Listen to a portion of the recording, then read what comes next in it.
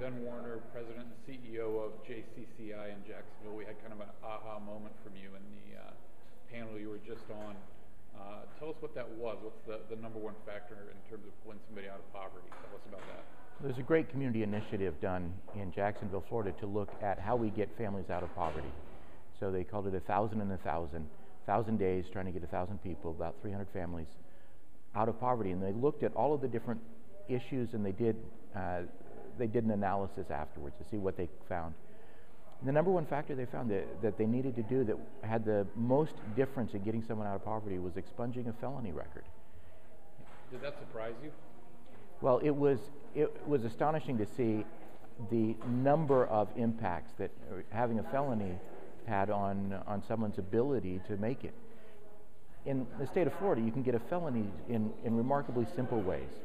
You write a bad check for over $300, $350. You don't change the address on your driver's license after 60 days when you've moved a new address. You can get a felony in a lot of different ways, and you can get a felony of involvement with drugs.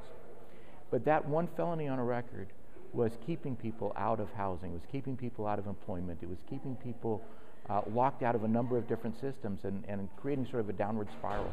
And being able to fix that one thing allowed us to fix so many other things. And I think that was sort of a surprise.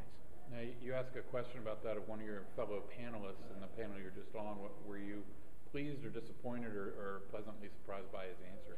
I was pleasantly surprised. I asked from the perspective of the Office of National Drug Policy about the impacts of drugs, incarceration, and this swelling number of people, especially the disproportionate minority impact of people being arrested for possession of drugs, and how that impacts families for a long time. One person in a family being arrested for drugs is getting people kicked out of public housing or not eligible for these kind of programs or services.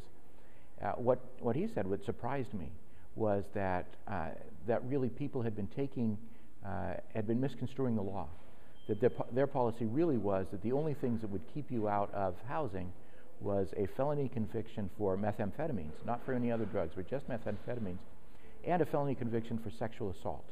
And those are the only two felony convictions that would disqualify you from programs. He also said that in the FAFSA, the ineligibility for financial aid, you were only ineligible if you had received a conviction for drugs while you were already receiving financial aid, which meant that many people who had experiences as they were a young person and they're trying to turn their lives back around, reentry programs, trying to get people back into the system, that there's clarification happening right now, and really some good news I'm taking back to my community that will help us take another step forward in helping people in the reentry. Well, Ben Warner, JCCI in Jacksonville, here at the Capitol, thank you very much. Thank you.